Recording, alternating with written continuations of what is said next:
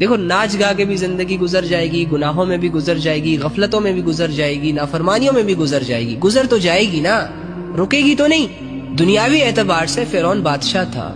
ہر خواہش پوری ہو رہی تھی اس کی، لوگوں کے دلوں میں اس کا خوف بھی ڈیولپ تھا، بے تاج بادشاہ تھا، ڈان تھا، بدماشیاں، اکڑ، فخر، خدائی دعووں سے بھرا تھا۔